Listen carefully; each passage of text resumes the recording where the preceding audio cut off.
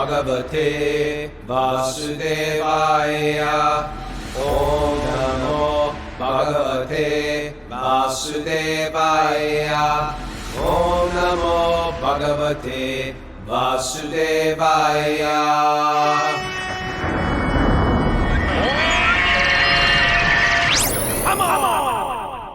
Live from Sri Dham, Mayapur. This is Wisdom of the Sages, your daily yoga podcast. Today, I'm your host, Kaustubha Das. Raghunath and both Raghunath and Mara are somewhere between Udaipur and Vrindavan, and so they won't be joining us today. But I'm happy to be here with my old friend Tara Das. Tara, say hello. Haribol, everyone. I know a lot of you, and some of you I've never met, so I'll look forward to meeting the ones I've never met and to the ones I know. So good to see you. Tara came to our, first of all, let me say this. Tara is one of my oldest friends. We go way, way, way back. We were monks together. We served together as monks for a long time. And after our monkdom, I settled down in New York, and he settled down here in Sri Dham, Mayapur. And, you know, a lot of times I say that it's like Krishna fulfills your desires, right? Because I remember even from like, when I first started getting into Krishna Bhakti, you know, I kind of discovered it on the Lower East Side of New York. But as soon as I became a monk, I left New York and I was gone. But I had this desire. I'd like to serve back in New York. And as a matter of fact, I had a desire. I'd like to serve on the Lower East Side of New York, where I first discovered Bhakti. And Tara, you know, he and I used to come here every year at this time of year, because every year there's a big festival here. It's going on now, and it's a festival that builds up to Gaur Purnima, which is the birthday of Sri Chaitanya. And so, you know, we'd always spend time here every year, and you had a desire to live here, right? Yeah, in 1989, I visited Mayapur for the first time. And right when I landed here, I just felt, oh, this is home, absolutely home. And someday I'd like to move here. I never expressed the desire to anyone. Obviously, within my heart, someone was there listening. And it just happened of its own accord. In 98, I moved here, and that desire was fulfilled. And, you know, when I'm here, it's like, I can't describe how wonderful this place is. There's something that's just about it that's just not, it's just not, there's no material way you can, I mean, on a material level, it's very beautiful. It's so, maybe you can see, those of you that are watching live or on YouTube, you can see like how lush and tropical it is here. But there's, you know, it's so many things. Obviously, most important, this is the Holy Dham. Like in our lineage, we see this place as non-different from the spiritual realm, that this is the birthplace of Sri Chaitanya, who's Krishna himself. But he's not only Krishna himself, but when he manifests here, both his own mood and the mood of the place where he's manifesting is imbued with something very special. It says in Vrindavan that Krishna is imbued, and the Dham, the holy place, is imbued with sweetness. But here, it's the same Krishna coming, and it's the same holy place. It's the same Dham. But so it's like the same person in another mood. But here, the mood, rather than sweetness, although it is certainly very sweet, the overriding emotion, or the overriding nature of this place is called audarya, which means mercy or compassion. In other words, in this place, it is said that to achieve that highest goal of Bhakti-yoga, that our heart entirely melts and we begin to feel the deepest, sweetest spiritual emotions of love for God and love for every living being, it's most available here. It doesn't matter how dented a can you are.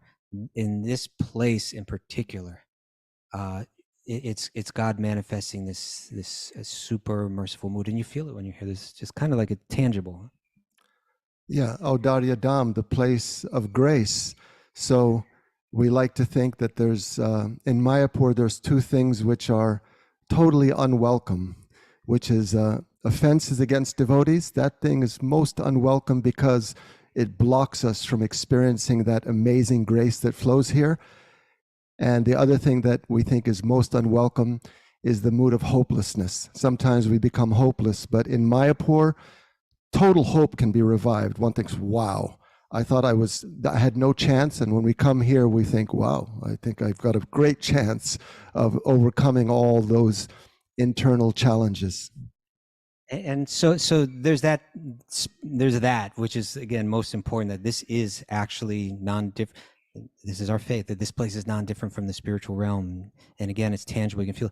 But it's also just like all the devotees, even like the devotees that live here in Mayapur, right? Like right now there's visitors coming from all over the world, and at the same time it's packed with visitors from all over Bengal that come on a daily basis.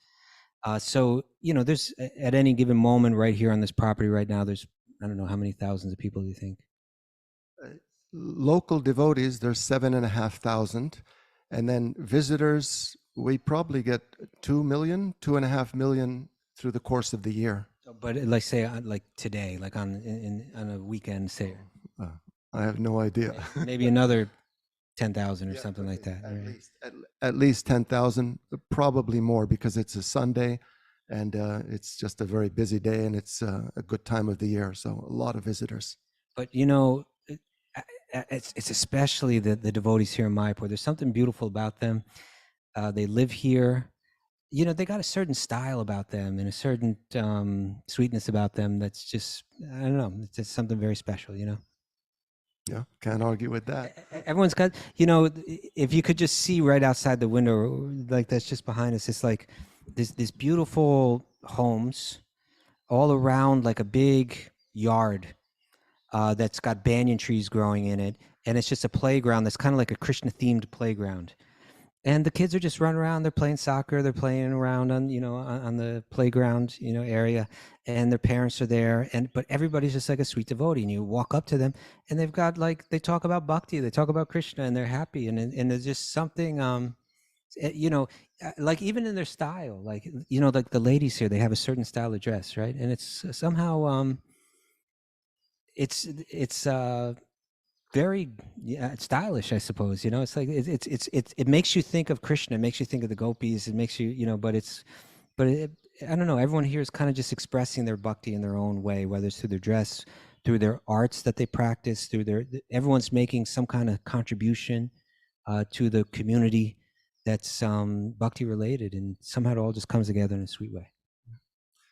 I mean, in Mayapur, you look left, you look right, you look forward, backwards, and there's things that remind you of the goal of life and of Krishna. So it's wonderful. It's a totally conducive environment. Kaustubaji and I just went for our daily swim in the Ganga, and the sun was coming close to setting. It's sublime and peaceful and special. And sometimes we just have to pinch ourselves. Wow, such a great good fortune. So everyone is heartily welcome and invited to come and visit Mayapur when the time is ripe. One of the things that Tara does here is he just takes care of people. When people are visiting here, he finds them a place to stay. He looks after their needs and so on. And I think we have to bring you all here, before long. I would really love to do that. So today is the Q&A day, and Tara's going to read questions and I'm going to answer them. He'll read questions that come from all of you, from the listeners. I just want to check in. Mara sent me a couple announcements. I want to make sure I read those.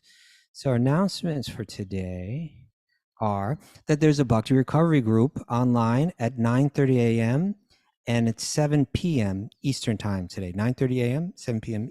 and 7 p.m. And there's an in-person Bhakti Recovery group meeting at the Bhakti Center this morning at 10:30 a.m. Eastern time. So those are announcements for today. I should also announce that another thing that's going on here right now is called the ISL. ILS, which is the ISKCON Leadership Sangha, which means like Bhakti-yogis, devotees from all around the world are gathered here, and they've and the meetings are taking place in the massive temple that hasn't opened up yet. This incredibly huge, beautiful temple anyway, I can't even go into the whole history of the thing, but they're kind of launching off this project of this temple that is prophesized to bring bhakti to the whole world. And it's so massive. It's like, I guess, what building could it be compared to in the world, size-wise? I think it's the largest dome-shaped building in the world. So I don't know what it could be compared Okay, with. it's massive, and it hasn't really opened up as a temple yet, but it's still under construction. But we're having our meetings inside some finished areas of that building. But meetings, all different types of skills and offerings and talents and subjects that are bhakti related are going on, and there's something like 1,500 people that are taking part in it. You know, so it's exciting. And I was going to say that Jiva G from our Bhakti Recovery Group was making a presentation today. She had a packed room and she was just tearing it up and laying her thing down, and devotees saying, this is some good stuff she's laying out here. You know, we all need to be more honest, and we need to look at whatever struggles we have, and rather than sweeping them under the rug, we got to dig them up and deal with it. And she's, you know, relatively new to this, but she's digging right in, and people are appreciating what she has to offer. So I was really proud of her. That was a great thing to see. Okay, so all that being said, why don't we dive right into the questions? Let's see. I'm going to pull them up for Tara. There we go. And Tara's going to read me the questions, and I'm going to do my best to answer them. And then I might ask Tara to answer them too, even though I told him I wouldn't. Okay. So Tara, why don't you get started? In the mood of friendship, he'll put me on the spot. There you go. Okay, so we've got Adrian, who's asking Actually, it's pronounced- Adrien. It's like Spanish. We've got Adrien, who's asking a wonderful question. Here it is. Krishna says in the 10th chapter of the Gita that he is the creator, the maintainer, and the destroyer. This quote is a lot to grasp for me. I can accept Krishna as the supreme personality of Godhead, but wrapping my head around that quote has me in knots. In this day and age, I interpret that to mean that Krishna is the creator of human and drug trafficking, natural disasters, artificial intelligence, epidemics, Monsanto, GMOs, plastics, etc. We are consuming microplastics because of Krishna? Or that's a question. We are consuming microplastics because of Krishna? I get that we are in the age of quarrel, but the issues plaguing humanity are vast and complex. Krishna is really creating these issues? I don't have any reservations about existential issues. I can see that there are lessons in hard times, but it's a convoluted concept to accept Krishna as the creator of human ills. Sorry for any offenses, and I appreciate your time and insight into this. Okay. Thank you, Adrian. I want to pronounce that correctly. That's how you pronounce it in Spanish? Adrian, I think. Chapu, is that right? Adrian. Not Adrian. Not quite right. Okay. Do my best. All right. But in any case, let me, that's a really good question. And here's the idea. Yes, Krishna is the creator. Yes, he's the maintainer. Yes, he's the destroyer. There are cycles that creation goes through, right? This is the way, the conception that comes through the ancient Vedic literatures is a little different than like some of the more Western ideas, or Judeo-Christian ideas. The idea here is that everything is going through cycles. In the material realm, it's always going through cycles. Some of these cycles are incredibly long cycles relatively to time as we experience it, but there's always creation, maintenance, and ultimately destruction. Now, Krishna's saying that he's behind it all, but he's not saying that he's responsible for everything that goes on here. In a sense, there are you can say there are creations. There's a creator, like say an original creator, and then there's a secondary creator, and then there's like a third level creator, and there's so many different levels of creation, right? There's a cause, and then if you look behind that, there's another cause, and if you look behind that, there's another cause. So in a sense, really what Krishna is saying is, I create the realm that you exist in. But what happens in that realm, he's giving us the freedom to determine what we create within the realm that he created. Let's try to think of it like that, right? It's not that we're not empowered with our own intention or our own desires. And within the realm that he created, we're given the freedom to pursue those desires and to create ourselves, right?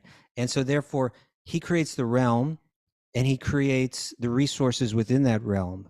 Now, how we deal with those resources will be up to us, right? It's kind of like I might build a house, and I might put certain resources in that house, and then I might open it up to other people and allow them into the house. And now what they do, how they treat one another, and what they do with the resources in that house, that's up to them.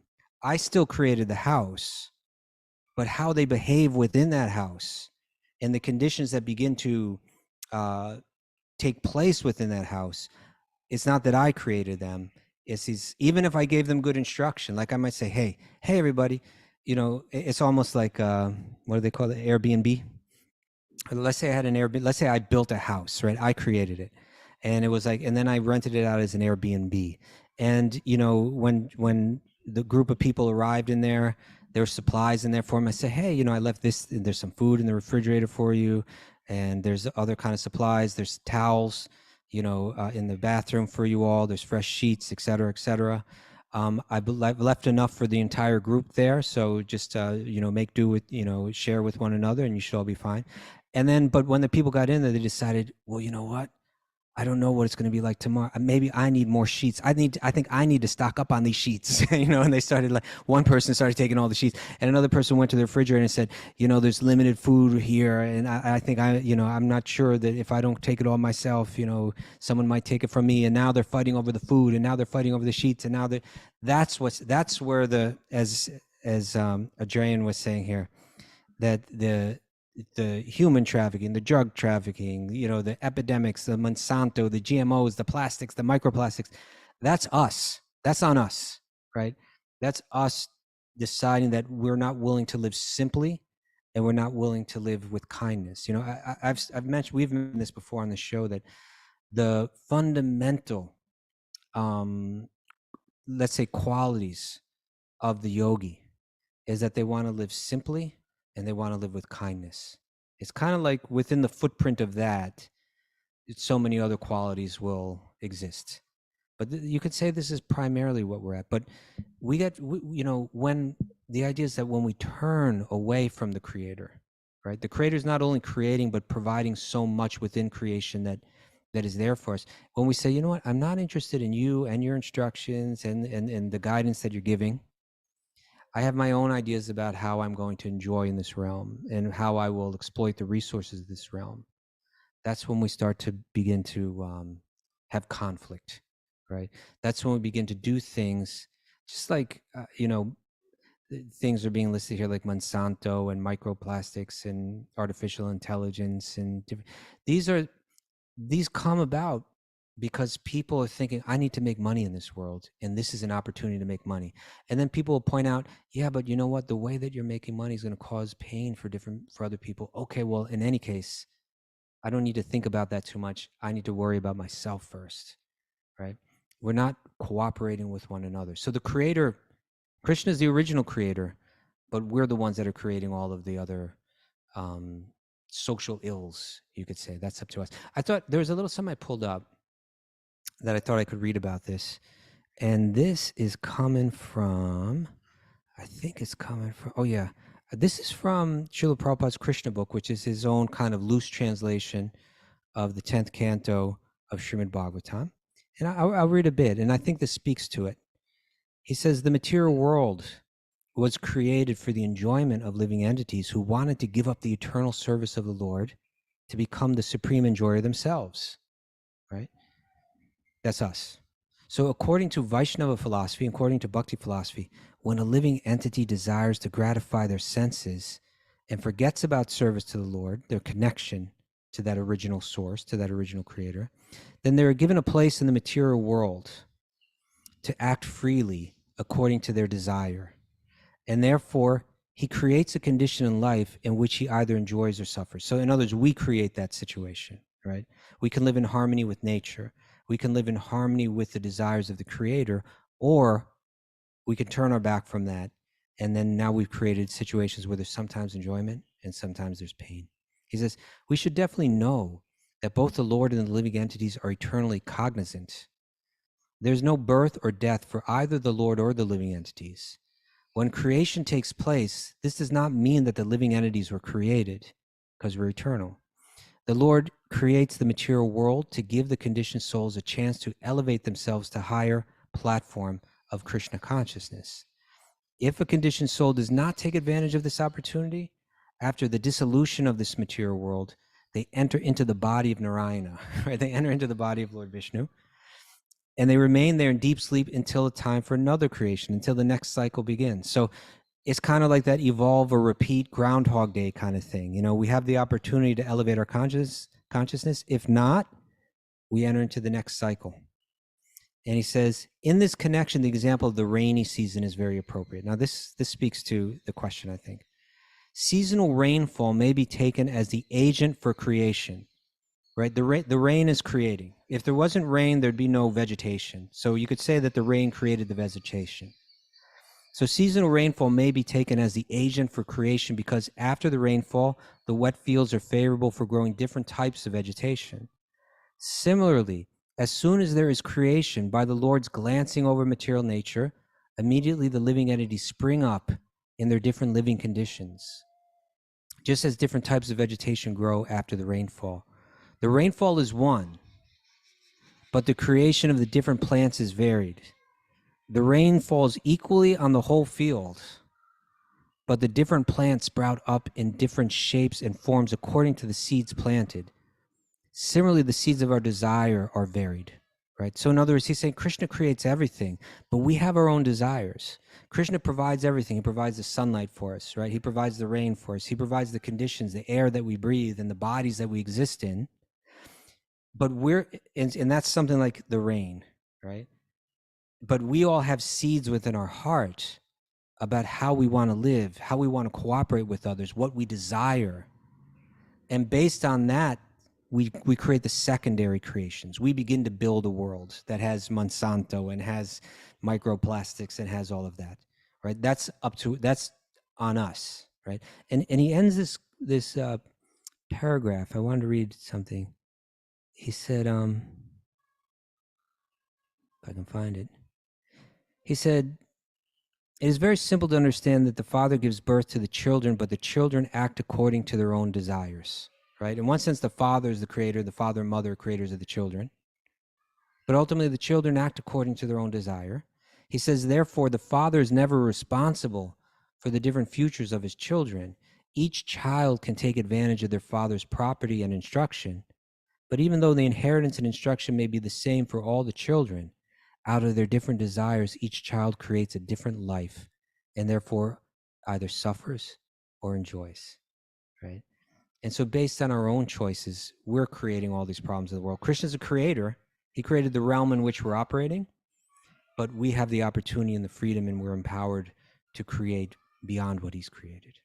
Okay, so Adrian, I'm sorry that I'm mispronouncing your name, but I hope that answer is helpful. Okay, Tara, you want to add anything to that?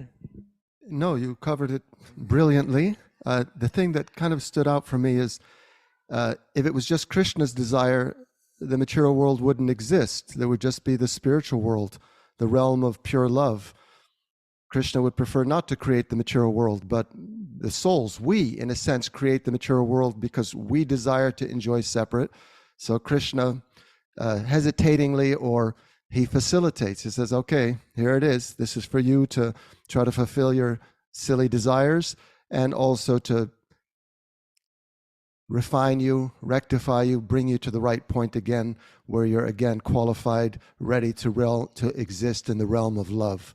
So that's a little bit different angle. Yeah. Okay, excellent. Thank you. Are we ready for the next question? Ready. This one's from Tim O'Reilly from Scranton, Pennsylvania. Scrantonian. Excellent. First off, thanks for everything you guys do. I bought a Bhagavatam set in September and have been reading a chapter a day. That is so great to hear, Tim. Thank you very much for doing that. A couple questions. Who did all the art in the books, and from what time period is it from? It's incredible. Okay, let's handle that one first. You know, sometime, I think it was about over a year ago. I think it was somewhere maybe like November of, not last year, but the year before that, November of 2001. Somewhere, maybe not November, but somewhere around there.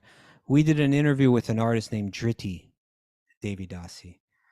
And she was one of the artists that worked on these books. The books were, it's one, it's interesting. You look at Srila Prabhupada, there were quite a few kind of guru Vedantins, teachers that came to the West in the 60s, and Prabhupada was one of them. And they all had books, but Prabhupada was the only one that actually, I suppose you could say insisted, but took the effort to make sure that there were paintings in his books, because he wanted us to be able to, I mean, I can't say exactly why, but my understanding is he wanted to show us. He wanted to involve the sense of our sight as we're reading these books and trying to understand them, that we could actually envision what was taking place. He called the paintings in his books windows to the spiritual world, that you could actually see what that realm looked like. And so they were done by his students, by his disciples, for his own publishing arm, called the Bhaktivedanta Book Trust. They put together a team. Some of those people came to it without any art experience practically, and they learned and they developed their skills. And as the years passed, they became incredibly gifted artists. Some of them came out of art schools and also created beautiful art. Dhriti is one of my favorites, actually, her and her husband, Ramdas, Abhi Ramdas. But there was a whole team of Srila Prabhupada's disciples that did all those paintings, and they were done especially mostly in the 70s. They were done, those paintings. Okay, and now for the next question from Tim. Second question. Bhagavatam, Canto 3, Chapter 28, Text 42 says, a yogi should see the same soul in all manifestations, for all that exists is a manifestation of different energies of the Supreme. In this way, the devotee should see all living entities without distinction. That is realization of the Supreme Soul. Canto 3, Chapter 29, Text 18 says, a devotee should always try to hear about spiritual matters and should always utilize his time in chanting the holy name of the Lord. His behavior should always be straightforward and simple. And although he is not envious but friendly to everyone, he should avoid the company of persons not spiritually advanced. Question. Isn't the act of avoiding the, quote, company of persons not spiritually advanced making a distinction? I understand that we are all souls covered by Maya trying to reconnect with the Supreme. But without distinction, given the choice of, quote, who would you rather hang out with, Radhanath Swami or O.J. Simpson? Wouldn't the correct answer be either one? I see no distinction. I know I have a long way to go on this path because I'd be seeing distinctions and picking Radhanath Swami all day long. Okay, Tim, I'm with you. I would also pick Radhanath Swami over OJ. Nothing against OJ. Well, in any case, OJ, sorry. but here's the idea. And you've kind of, in a sense, you've almost answered your own question. It's saying that on one hand, we have a scriptural reference saying that we should see the oneness in everyone, that we should see the soul in everyone, that we should see the equality on the spiritual level within the body of every living being. That's called Samadarshana. The Bhagavad Gita speaks to this quality and says that this is the quality of the wise sages, right? That they could recognize within the human being. Let's say it says Brahmana, right? They say a Brahmana. And so this is going back to text 518 in the Bhagavad Gita, Vidya Vinaya Sampane, Brahme Gavani Hastini, Shuni Chaiva Svapakecha, Pandita Samadarshana. So Vidya Vinaya, that the learned Brahmana, that means a very refined person, right? A very refined person, a sensitive, intelligent, thoughtful, educated person. I see the soul in them, right? I see the spiritual essence of them. And then it says, but also within the cow, within the elephant, within the dog. And then it says, and then it uses another term, it's called svapaka, right? Svapaka. Svapaka means the dog. And then, but it also says, and then the one who eats dogs, which is saying a person that's not so cultured, right? A person, oh, Karuna knows the verse. Let me see if I can do this. Where's Karuna? There she is. We haven't had Karuna chant. Asked to unmute. Okay, Karunaji, let's hear the verse. Okay. Vidya Vinaya Sampane Brahmane Hope she falls up. Vihastini Shuni Chaiva Swapishina. The humble sages by virtue to knowledge, see equal vision, a learned and gentle Brahmana, a cow, an elephant, a dog, or a dog eater outcast. Excellent, Karuna. Excellent. 9 years old. She knows what she's doing over there. And now she's doing the English translations as well. Well done. So yes, so it's saying that one can see that there is an equality, that there is a spiritual essence underneath the body that we all share, and that's equal in us all, right? That a wise person can see this. Now that may mean I'm looking at the body of a human being, and I'm looking at the body of a cow, and I'm looking at the body of a dog, right? And the learned person, it's not that they don't see that the bodies are different, but they're seeing something beyond that. They're seeing something deeper than that. And because they recognize that spiritual, if I look into the eyes of that dog, I see a soul, right? If I look into the eyes of the elephant, I'm also seeing a soul. And if I look into the eyes of a human being, I know behind those eyes, there's a soul. If I look into the body of a black human being and a white human being, of a male human being and a female human being, if I, or again, in the different species, or if I even look deep into species that don't have eyes, right? Like I might look into a tree, but when I look at that tree, I realize there's a soul in that tree that is absolutely of the same quality that I am. And we are all made of the energy of God. We are all Satchidananda. We are all eternal. In it, we all are all essentially full of knowledge, full of bliss. This is our nature underneath. That's the way the wise person sees. Now, beyond that, the wise person can see that these people not only have different bodies, but they have different mindsets, right? Their minds have been shaped in different ways. Some people are peaceful by nature, gentle by nature, sensitive by nature, right? Or they've developed these qualities. And then I see other people, and they're not like that. Maybe they're rough, maybe they're callous, maybe they're cruel. All right. So now, looking at them both, the wise person, even when they're confronted, let's say by a person that's cruel, let's say cruel, for instance, right? Even not only they witness that in their behavior, let's say it's even directed right at the wise person, right? Now, where most people would respond by saying, kind of like coming back with that kind of energy at that person, this wiser person has this ability to see that even though their mind has been maybe twisted and warped by the world that they're living in,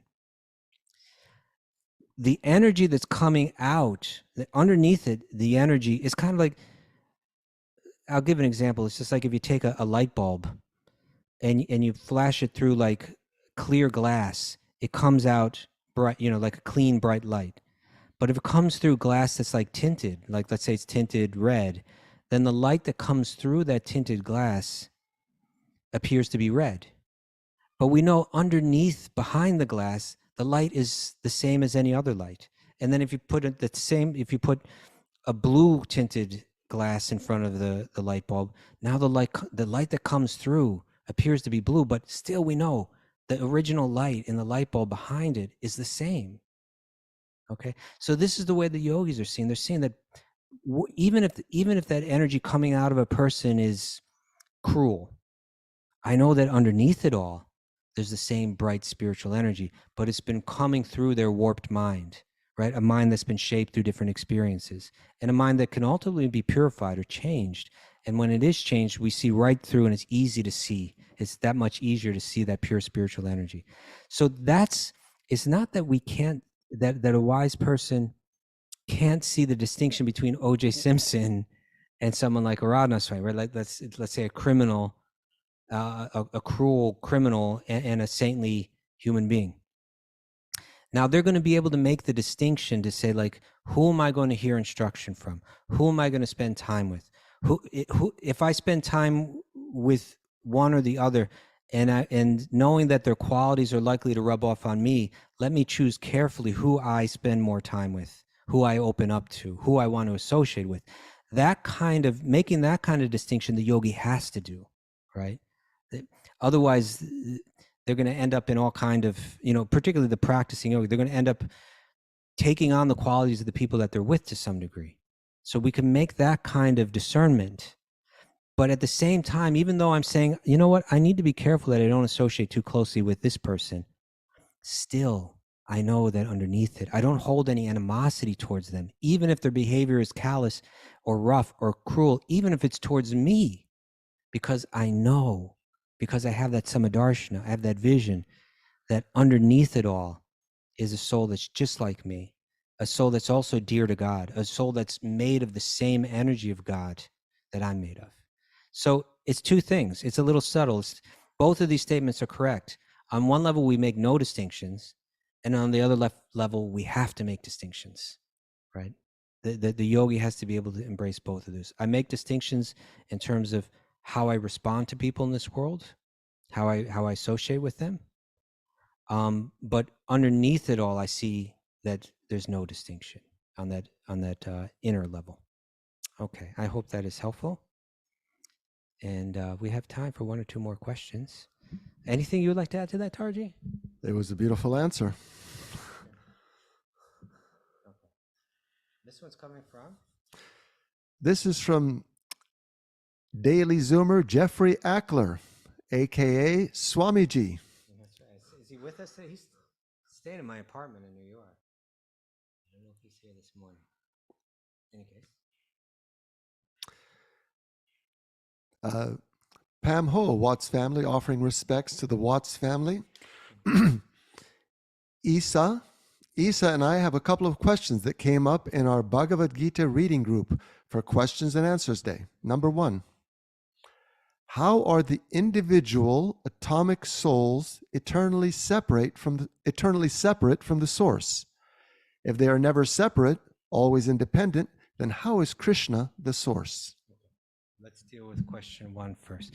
So this is a similar kind of question in the sense that it's like there seem to be contradictory statements. How are the individual atomic souls eternally separate from the source? It's saying that God is the source of us all and that we are these individual atomic tiny souls.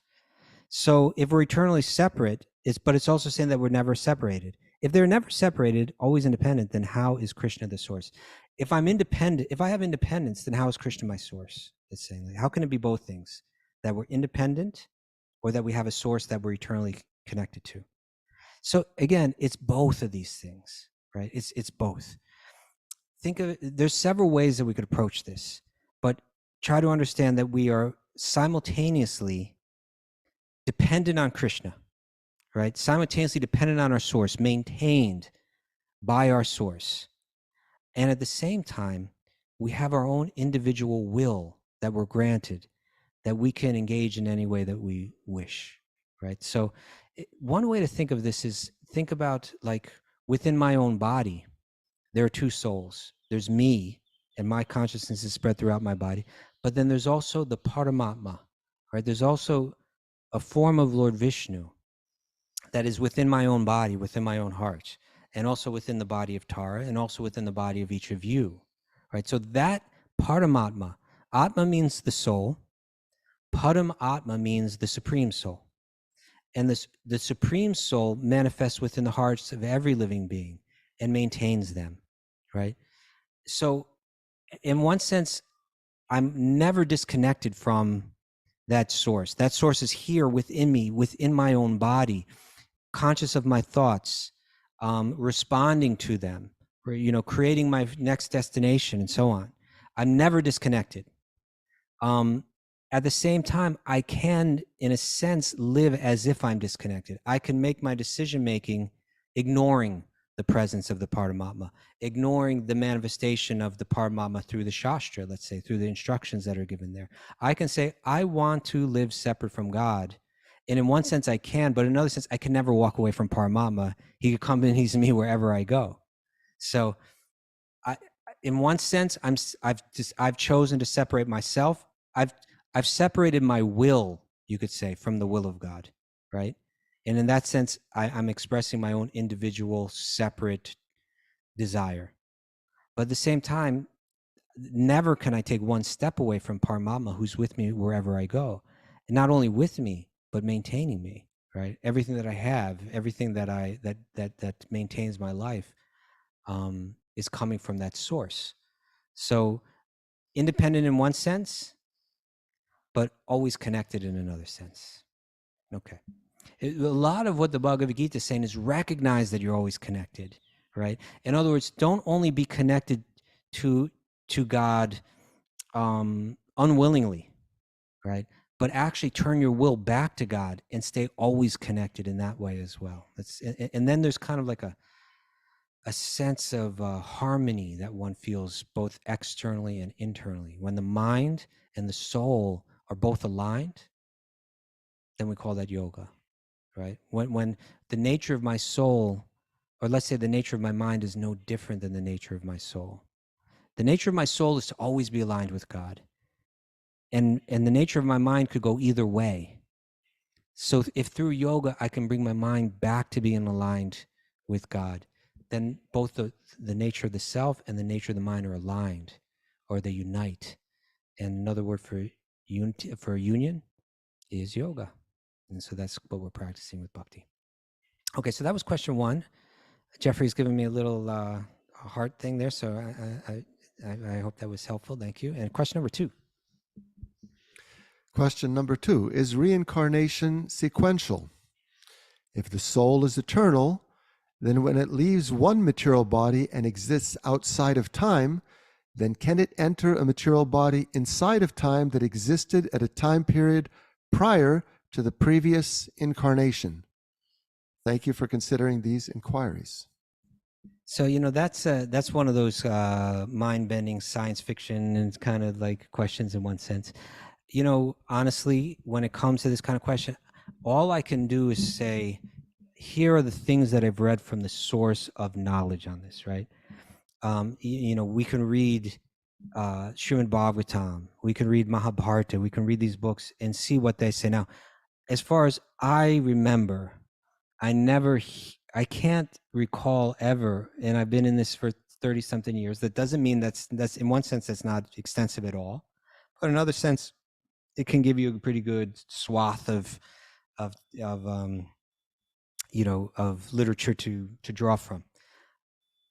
From what I've read, I've always heard that the next birth you take is in the future, right? Like we don't hear about going back in time. Can you think of anything like that? No, I never read anything like that. You go back in time.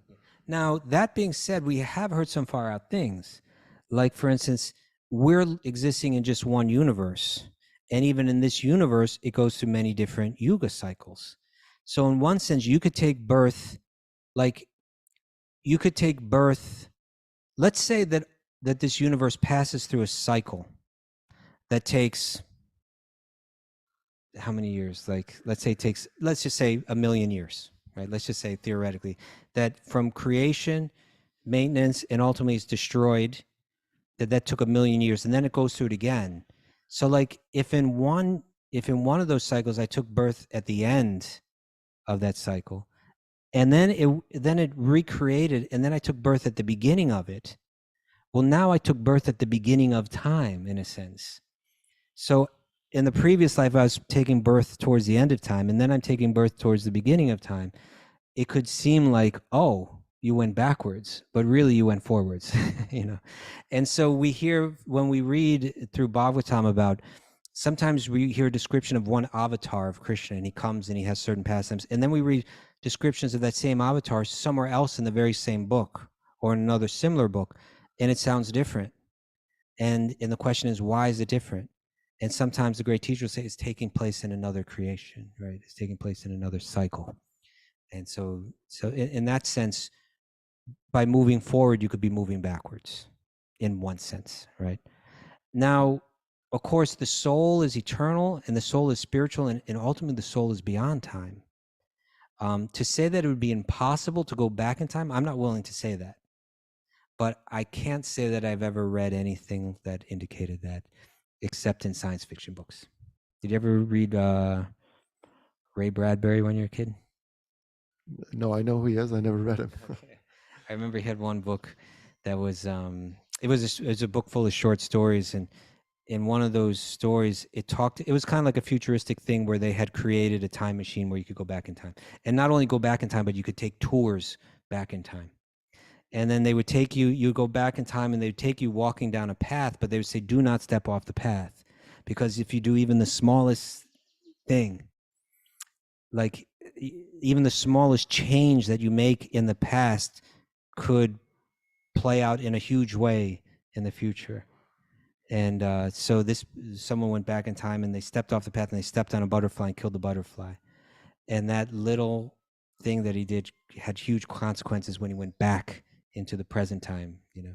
So you read about things like that in the in science fiction, but I can't remember. I can't recall ever reading anything like that coming from Shastra, coming from these ancient yogic texts. Okay. Next question. We have a question from Justin Miller via Discord. This question is for Raghunath and Kaustuba both. Uh-oh. It's going to have to be just me today. I have a friend who is a recently emerging devotee. He comes from a very Catholic family, and he's concerned about how to navigate, essentially, quote, coming out as a bhakta to his family.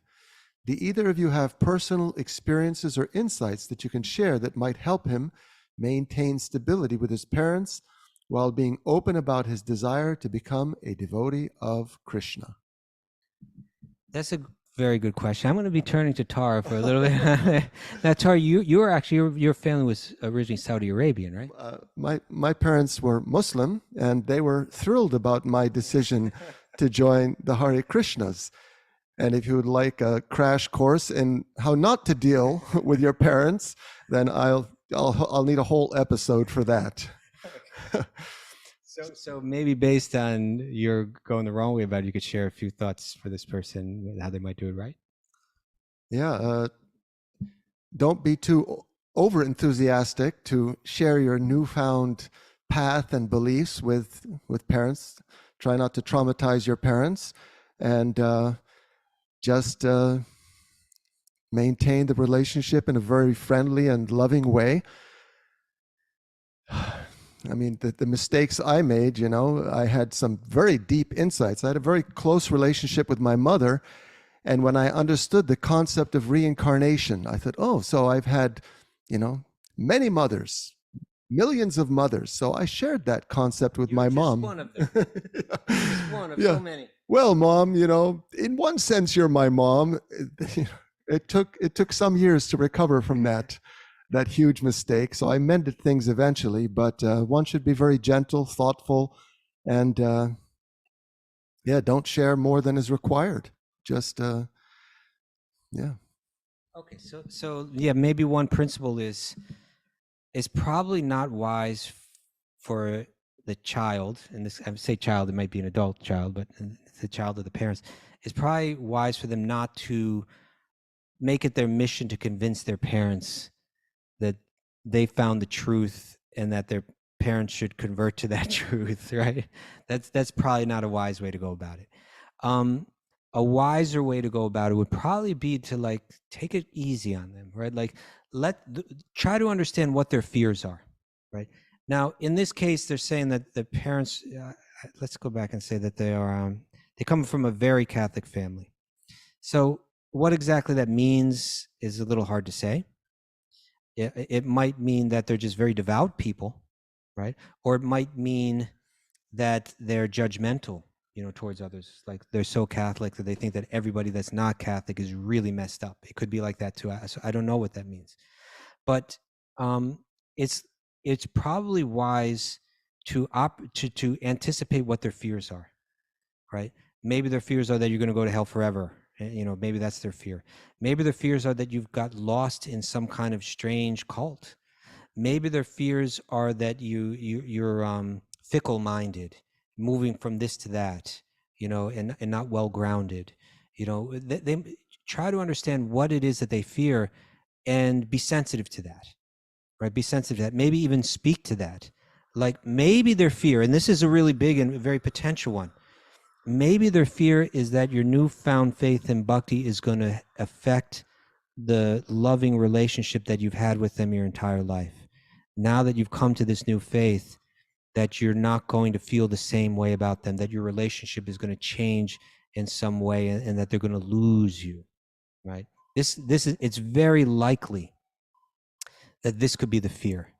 So if in adopting your new bhakti practices, you're sensitive to that fear, and even and can be reassuring to them that that's something that they don't need to fear, then that could go a huge way for them opening up to understanding your faith, right? If you could just say, people are different and relationships are different, but you can say, hey, I found this, and I know that, it's a religion that you feel is different than yours.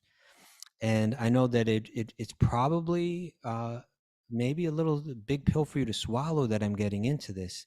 I understand that, I get that.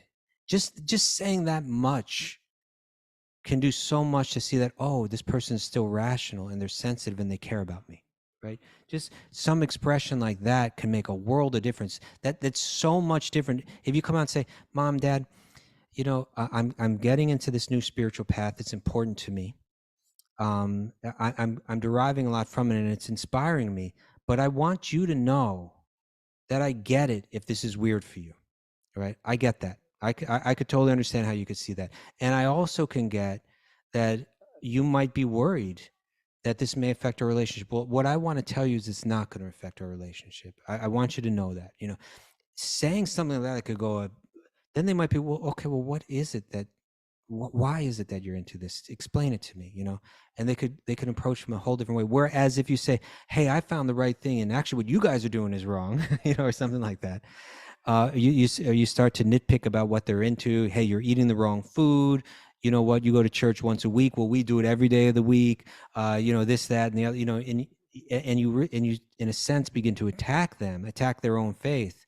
Then they're going to be feeling like, oh no, this religion is turning them into something that's turning them against us, and that could create a lot of fear and a lot of resistance.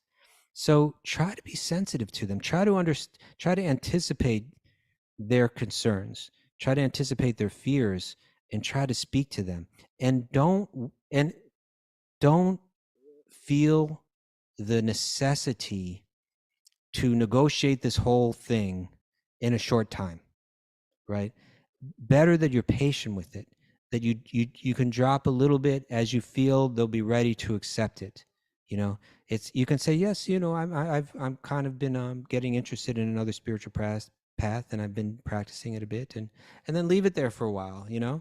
Come back to it a little bit later. You don't have to again get into a long thing that's gonna increase their concerns or increase their fears.